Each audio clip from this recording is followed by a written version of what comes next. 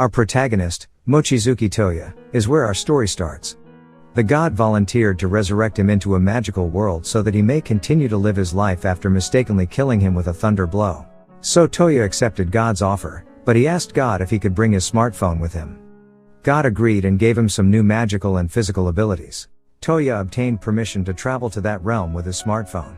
After that, Toya was revived and ultimately made his way to a nearby city, but as he was traveling there, a trader ran into him and the trader fell in love with Toya's clothes and purchased them from him. Given that Toya is a newcomer to the area, the trader advises him to book a room at the Elegant Inn known as the Silver Moon. As Toya was on his way, he saw Els and Lin, identical twin sisters, were being defrauded by neighborhood thugs. After assisting them and dealing with the goons, Toya revealed that he was headed to the Silver Moon. Surprisingly, the twins were also staying there, so they guided Toya to the inn.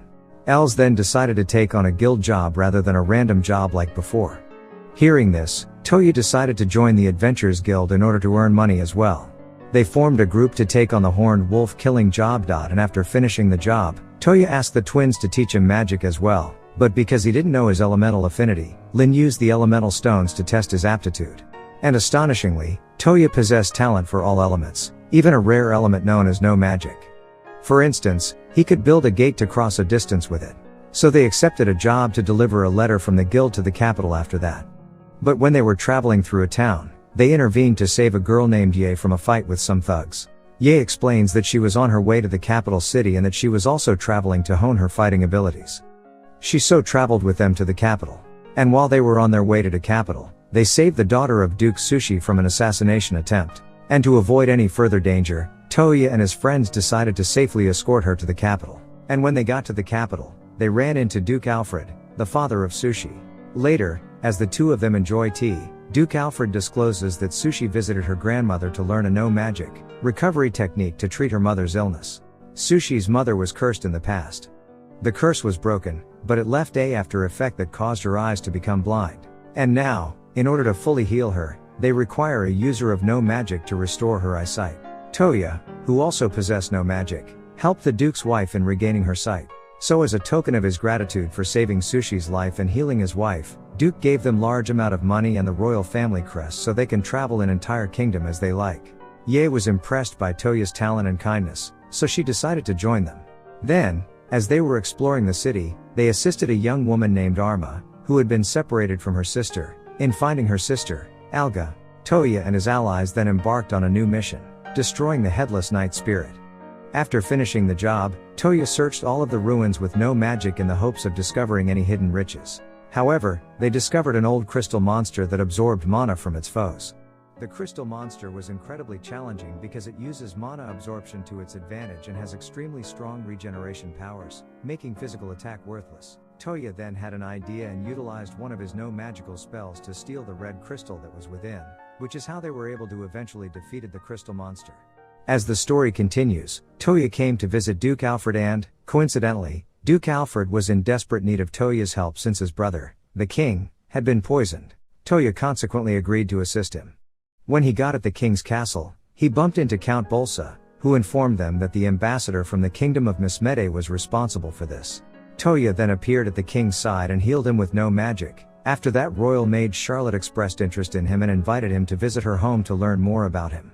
The General Leon then warns the king that the wine the diplomat gave him to drink was poisonous. However, the ambassador was Alka, who Toya had earlier run into, so Toya made the decision to examine the evidence for himself. To find the true culprit, Toya took the wine that king drank, and gave it to Leon to prove that wine is not poisoned.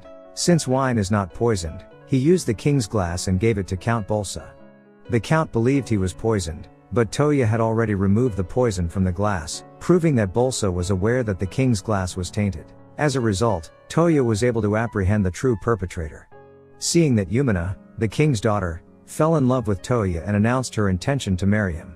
But Toya was opposed because they had only recently met, so the king reveals that Yumina has mystic eyes that judge people's true character, which is why they trust her decision. Still, Toya was opposed because he wanted to marry at the age of 18, so the king proposes that they spend a few years together and that if Toya does not agree to the proposal, everyone will respect his decision. After a while, everyone was surprised to see Toya got engaged to the princess. In addition, the king directed that Yumina will remain with Toya from now on.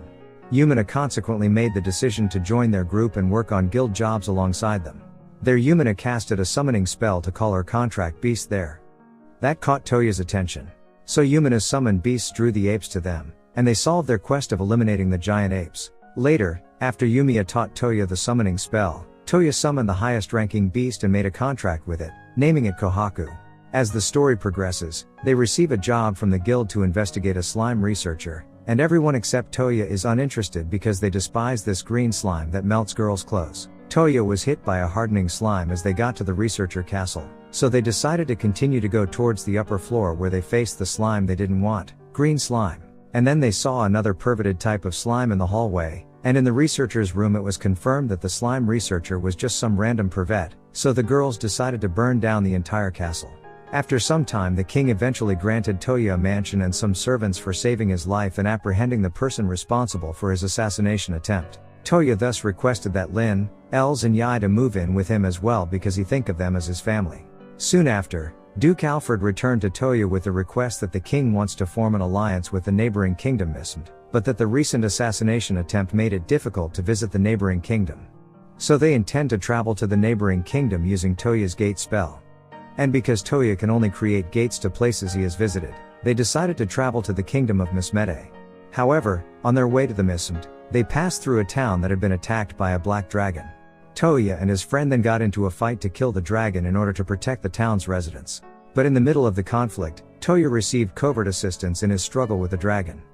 Toya eventually defeated the black dragon. As the narrative progresses, the villagers took a dragon's fang and gave it to Toya as a token of their appreciation for saving their town. When they all reached Mesmede's capital later that day and met the king, Yumina gave him the letter her father had personally written for him for their further ties in the future. When the king learned that Toya had defeated a dragon, he challenged Toya to a duel for entertainment.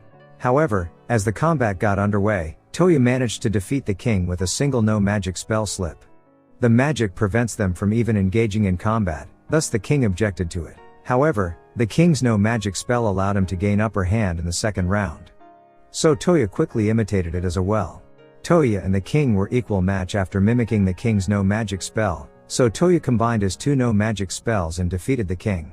The king later that day hosted a banquet for the Toya and his friends. Toya was exhausted and had been sitting aside, but after that, a strange teddy bear appeared and asked Toya to follow him. The teddy then took him to a fairy race elder named Lean. Lean was proficient in no magic and her spell could turn any non-living thing into her puppet, but she was surprised to see Toya instantly copied the spell. And when she discovered that Toya had a natural affinity for every element, she wanted to take Toya as her new apprentice, but Toya resisted the idea strongly. Later, Toya created a gun for himself and for Lin and Yumina using the dragon fang he had obtained. Later that day, though, Toya became aware that someone was watching them from a distance and soon apprehended the stalkers. He then understood that the stalkers were actually his own maid, who had been covertly keeping an eye on them at the king's order to keep Yumina safe from any harm. But because Yumina dislikes being watched, Toya need to stay quiet about this so they can guard her safety from the shadow. Since their purpose for visiting Mesmede has been satisfied, they gradually make their way back home in Belfast. After some time, Lean and Charlotte, who is Lean's apprentice, came to see Toya. Lean has now disclosed that she intended to examine Eastern ruins and that she intended to enter Eastern territory using Toya's gate spell. Lean taught Toya a memory copying spell, and with it, he duplicated Yai's memory of her hometown in the east because Toya can only open gates to locations he has already seen. Lean expressed a desire to visit the Naruya ruins after arriving in East. However, Yai had never heard of that location, so they decided to ask her father for information on it. However, once they came to Yai's house, they learnt from her mother that their clan and the neighboring clan had started a war with them. Thus Yai's father and brother are now defending the Kawagai stronghold. Naturally, Toya and his group choose to assist them in the fight, but they saw that a large army of zombie soldiers was encircling the Kawagai stronghold. Toya then entered the fortress using his gate spell, where he encountered Yai's older brother Jotaro. Then Toya used his phone to locate each zombie and cast a single spell to end their lives. However, while meeting with the leader, a messenger from the Takeda clan arrived with news that their clan had been taken over by a dark mage. Their clan general was also imprisoned, so they need their help to save their clan from the dark mage. So Toya decided to assist them and free the general, but they then decided to take on the dark mage in order to save their clan. After coming upon the dark mage and recognizing the eye he was using to command the army of the dead, Toya used no magic to seize the eye and vanquish the bad mage. After defeating him, Toya learned the location of the Naruya ruins from Takeda's general and built a gate to get there. Toya wanted to have some fun since they were already at the beach, so he invited everyone he knew to relax a little bit with them. Toya then dove into the water to investigate the underwater ruin but was unable to get there due to a lack of air. Toya therefore called forth the another powerful beast known as the Black Emperor in order to function underwater. However, the Dark Emperor challenged Toya to a duel in order to assess his skills. Toya defeated the Black Emperor by using his bullet that had been enchanted with slip magic. So now Toya forged a pact with them and named them Kokoyo and Sango. And with their assistance Toya reached to the ruins easily. However, Toya unintentionally opened a portal while investigating the ruin, which sent him teleporting to an unidentified location. When Francesca, a girl, arrived there in just her underwear, Toya instructed her to change into some pants. She attempted to seduce Toya, but she was unsuccessful. Later, she revealed that the location is a floating island called Babylon. She was also created around 5,000 years ago by Professor Regina. Regina built this island in an effort of recreation, and now Toya will take control of it as its owner. Like Toya, Regina had an affinity for all the elements, thus she wished to give the island's ownership to someone deserving of it. Then Lean adds that there are 8 additional islands that are also from the same old era, but that Francesca lost contact with them, so no one knows where they are. As a result, Francesca kissed Toya in order to obtain his DNA sample in front of everyone and transfer the ownership totally to Toya. Seeing that Lin used the opportunity to kiss Toya to show her feeling towards him, being envious. After feeling left out, Yumina, Els, and Yai expressed their love for Toya. Toya, though, needs some time to consider how he feels about everyone.